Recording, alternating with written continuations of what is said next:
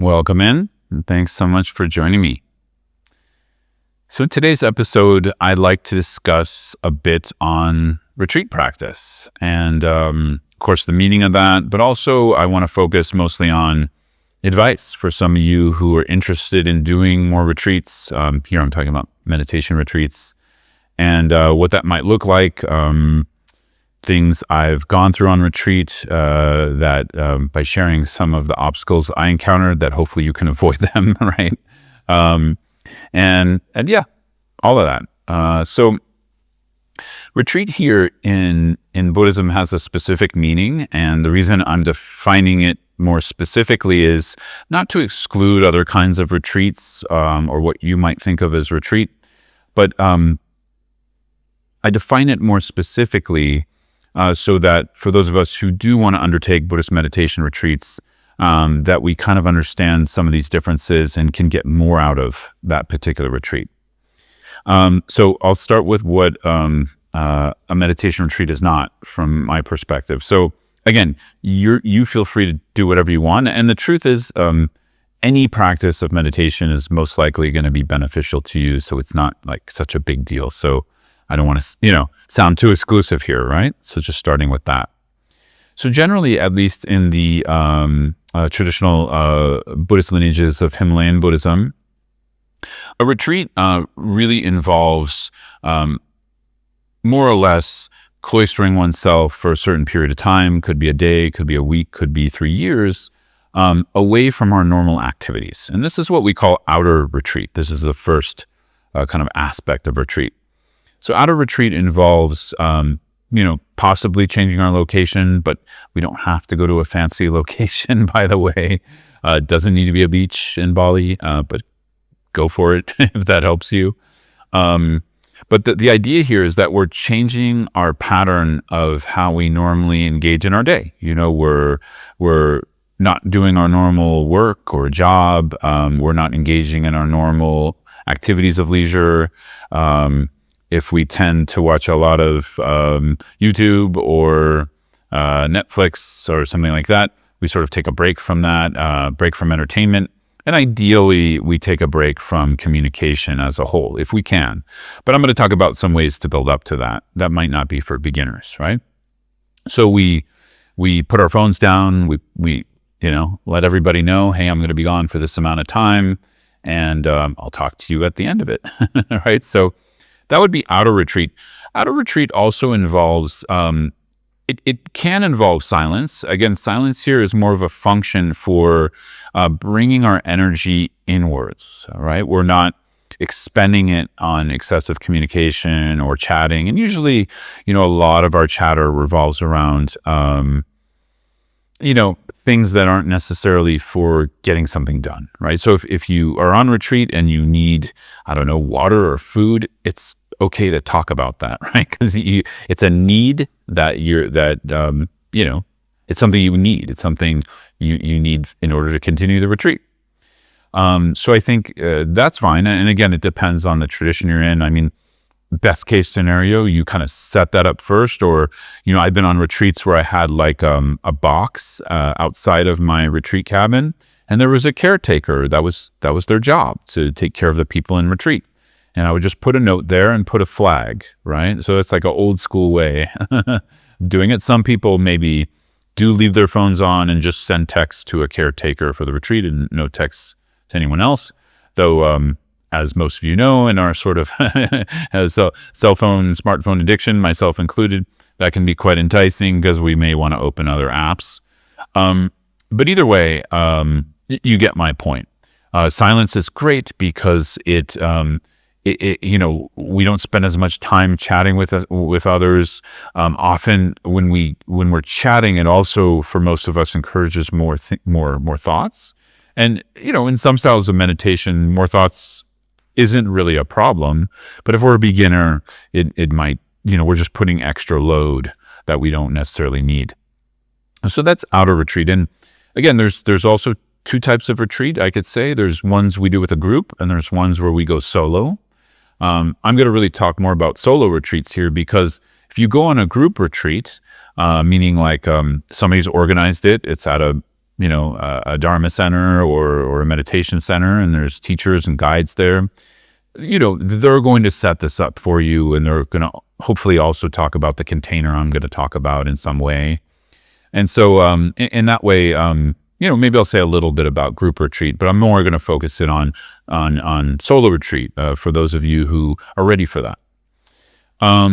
So with that said, outer retreat refers to that, to what's outer, to how we're using our body and speech. And we're putting some kind of boundary there. We're saying no to some things. In this case, no to sort of idle chatter, no to bringing our body anywhere we want. We put it in a place, we decide I'm going to be in this house or cabin for a certain amount of time. And that's what I'm doing with my body, and I'm going to practice, right? It also usually involves in Buddhist retreats is avoiding harmful activities, and usually we put these into the categories of avoiding what's called the 10 non-virtues, which is killing beings, taking things from others that weren't given to us, otherwise known as stealing, harming through sexuality. Ideally, on retreat, you take a break from that if you're doing a retreat with your partner or something like that. But at least not harming through it. And then we have the 4 of speech, which were, if we keep silence, those are going to be avoided right away, right? Of sort of harmful speech, gossip, gossiping about others with others, not telling the truth, otherwise known as sort of lying, deceiving others through speech, right? And then just sort of like useless chatter. We're not gossiping, but we're just sort of uselessly talking about something that doesn't really apply to the retreat. And then the 3 of mind, so it's the 4 of speech, the 3 of mind that we want to try to avoid if we can, are more or less like covetous thoughts. So like, again, we can see how these energize us in not such a great way, where if we're thinking, oh, I really wish I had this retreat cabin, so-and-so has, like it'd be better, I wouldn't be suffering so much. That really puts us into like not only a craving state of mind, which is uncomfortable and painful, but it also really agitates the mind, right? And can create aversion. So we try to work with thoughts of sort of wanting what others have. We also try to reduce our harmful thoughts, work with them in a compassionate way, right? So that would be the second one. And then we also try to abide in what's called right view. And this is a big category, but I'll just keep it simple here. And this would just be sort of abiding in cause and effect, that, as I like to say, we can't get oil from sand, right? So unless the oil is already in the sand, you can't squeeze sand and get oil. So we need to understand that more or less we function on cause, effect, and condition. So just abiding in cause and effect, which we will be, because we'll be doing a retreat. So that has to do with the outer circumstances. The inner circumstances is a little more obvious, I hope, which is working with our mind, working with our thoughts and emotions through compassion and wisdom, through the practices that we've chosen to do for the retreat, or maybe our teacher gave us those practices, or we've done a group retreat before and we want to take those into a solo retreat. That would all be the inner work. And then in the Himalayan Buddhist traditions, we often talk about the secret retreat, right? So the secret, don't tell anyone. So the secret retreat, it doesn't have, I'm joking here, it doesn't have to do with keeping secrecy, though it is nice to sort of, you don't want to go yell to the whole town, I'm going to retreat, I'm going to, that can create obstacles. It's better to just tell the people who need to know. But anyways, it doesn't really refer to that. Secret retreat really refers to knowing and connecting with the absolute nature of mind, which we would say, the mind is interdependent, knowing, it's luminous, and empty of true existence. And so if you know what I'm talking about, if you've studied Buddhist philosophy, you'll know what I mean. If you don't worry about it.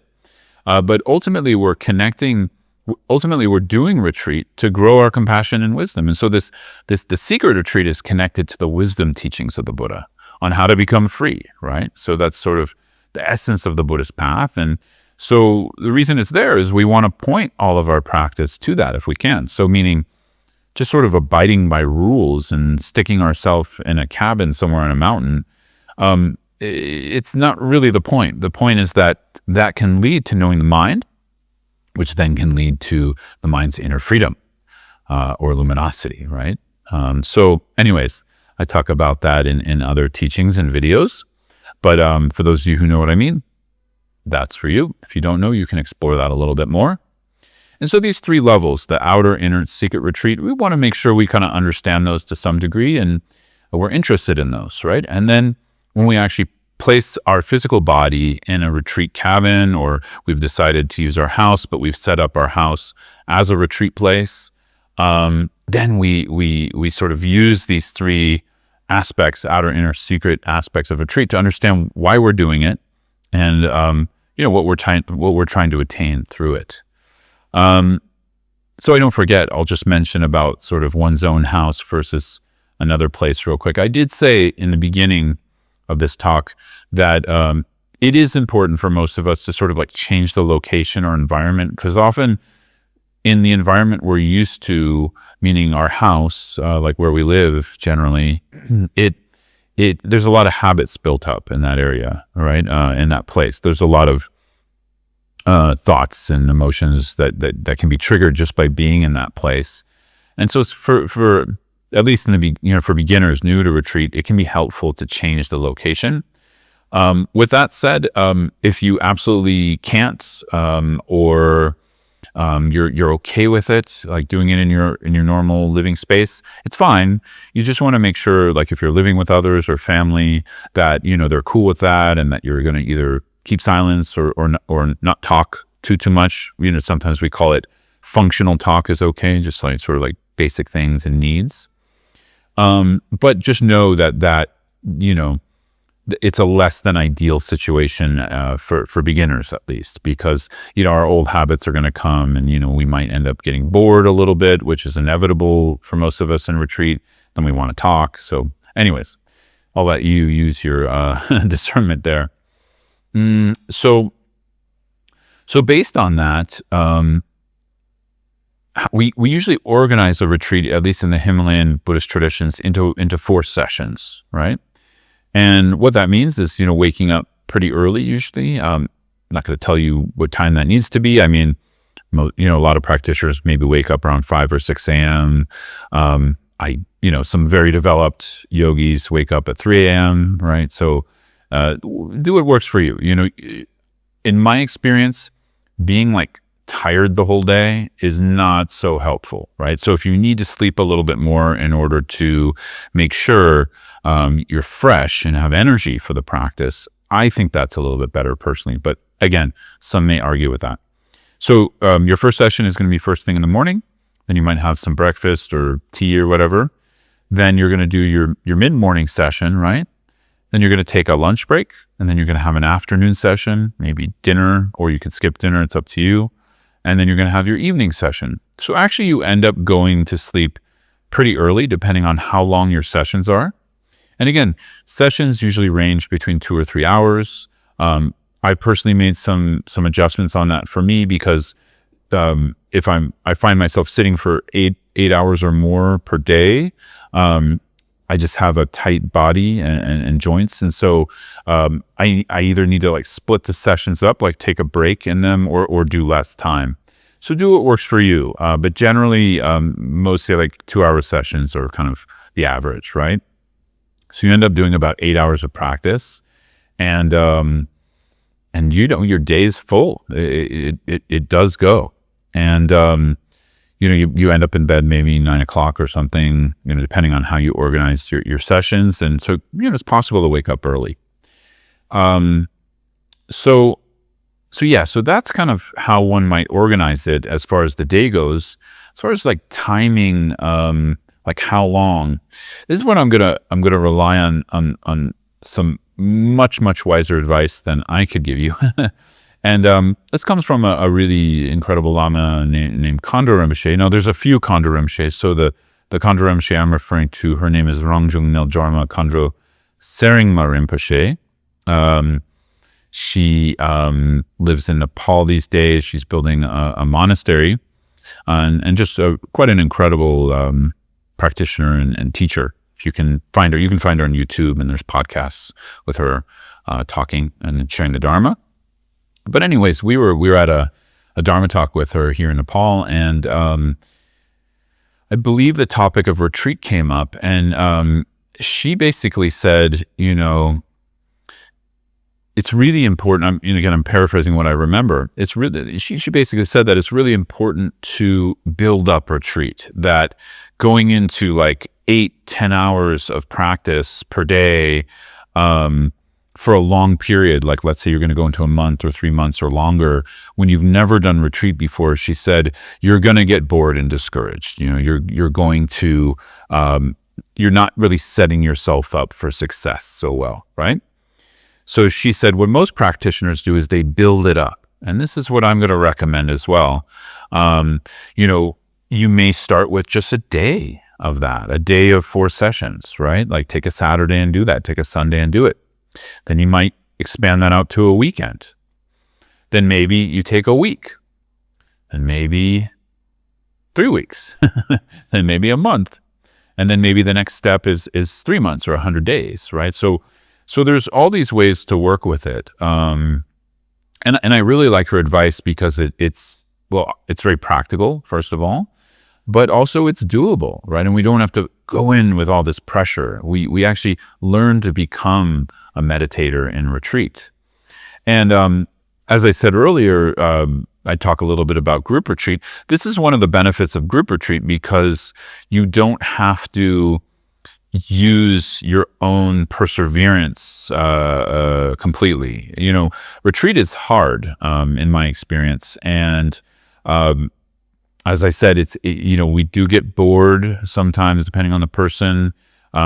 I used to feel quite claustrophobic and sort of tight and in need of a break sometimes on really long retreats, which I'll go into in a bit, sharing my own experience. But either way, group retreats can be great because we're just sort of following the group. And there's usually, as I said, teachers or guides guiding it, and there's a program, there's a curriculum, and we just try our best to follow it. And the group is doing it. So when we're having like a tough day, or we're not feeling so good, or we didn't get enough sleep, we just sort of try our best, but there's the group energy and the momentum helping, right?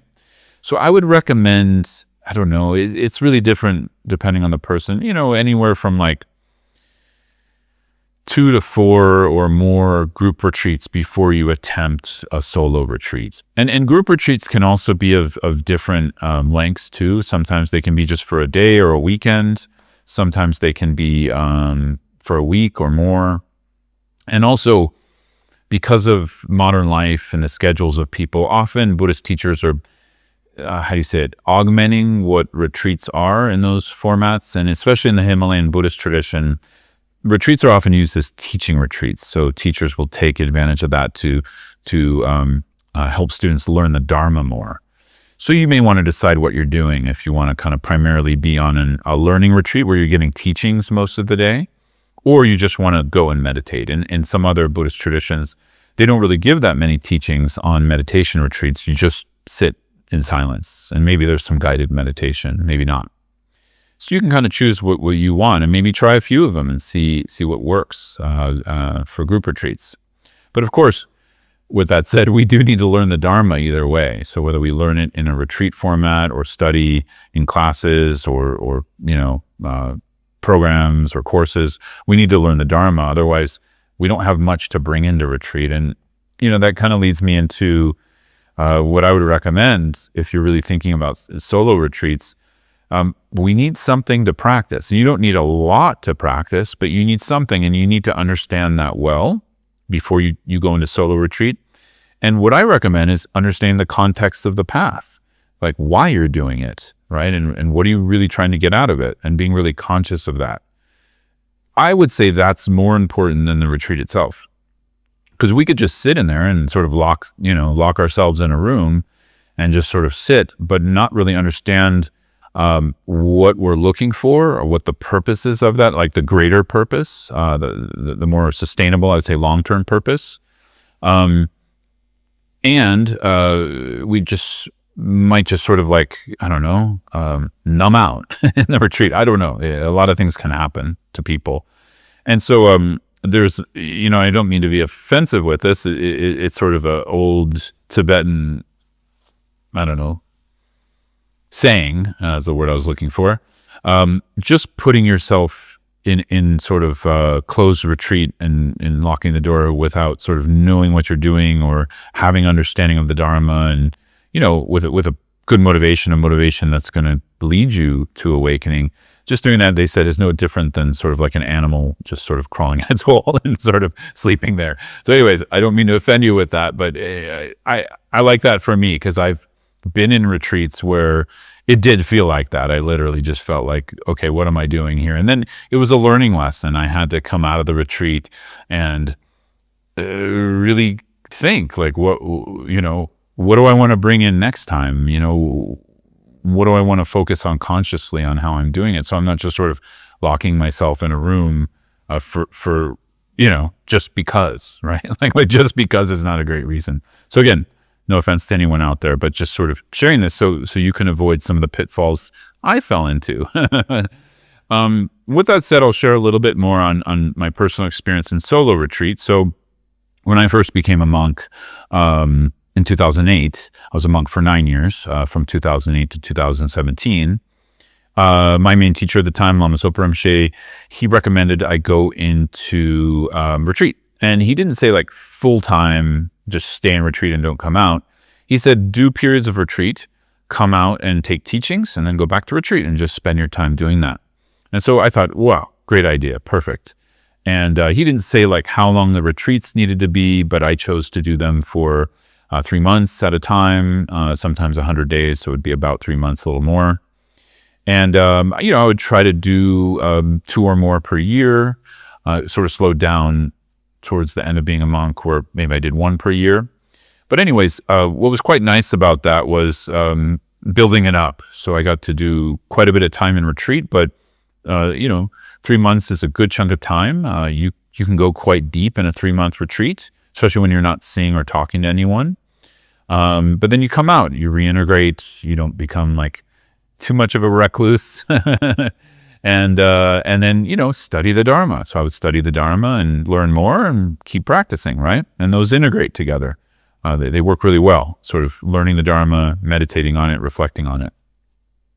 So I did that over 9 years. And again, like I said, some of those retreats were quite hard for me, especially in the beginning, especially as a new monk. And I was in a more isolated retreat setting in Central California in the beginning.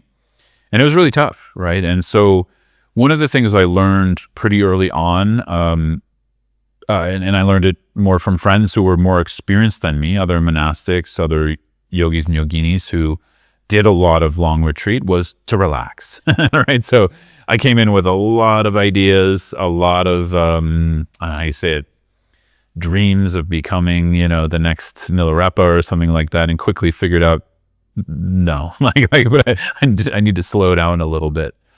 And that really helped, because I think one of the biggest tips I can give to people in retreat is learn how to relax in the body, right?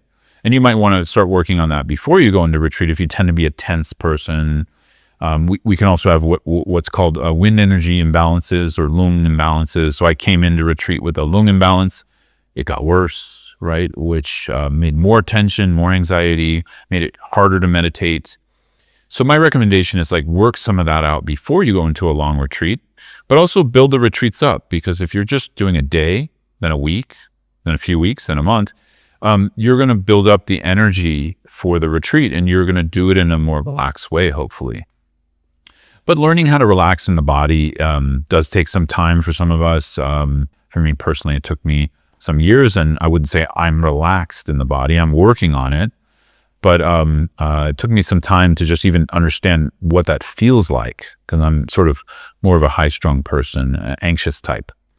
So for those of you out there like that, you may want to work a little bit more on that before you go into a retreat, because the retreat actually amps it up, right? Because we're just there with our mind, our wild monkey mind, nothing else. So that's probably my main advice, is relaxing. We show up for the sessions, no pressure. There's no pressure to get anywhere or get anything. Definitely let go of whatever meditation experience you think you're going to get or high experience, just forget it and show up to the practice and just start getting used to the process, right? I mean, that's what I teach most of the time anyways, is more process-oriented approach to the Buddhist path. But really in retreat, we need that quite strongly because we can burn out because we're putting more time into it and yeah, it can get intense. And again, this is one of the main distinctions. I didn't really say it in the beginning, but this is really, as you're hearing me talk about Buddhist retreat, at least in the Himalayan Buddhist traditions, this is one of the main distinction between retreat that is actually trying to move towards awakening versus like retreat where you just go get massages and do yoga and stuff. Again, not knocking that. I think that's great, by the way. I just wouldn't call it a retreat. I would just say like, let's call it what it is. It's a vacation, right? Which is fine. We also need vacations, like enjoy your vacation. I don't know if that, necessarily is what we're implying when we're saying retreat. Retreat, in my experience, is hard work. So sometimes it was frustrating. I would do sort of like, and again, I had a lot of pride around it when I was a monk, but I would do like, I don't know, 6 months of retreat in a year. And then someone would say, oh, what do you do as a monk, blah, blah, blah.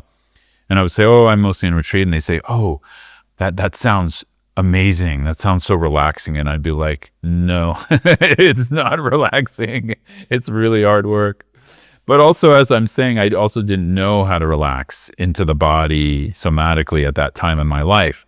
So maybe it would have been different. But I, again, I'm sort of joking here, but I know what people meant. We all have stressful lives. We have kids. Sometimes we have, sometimes a lot of workload, pressures, all of that.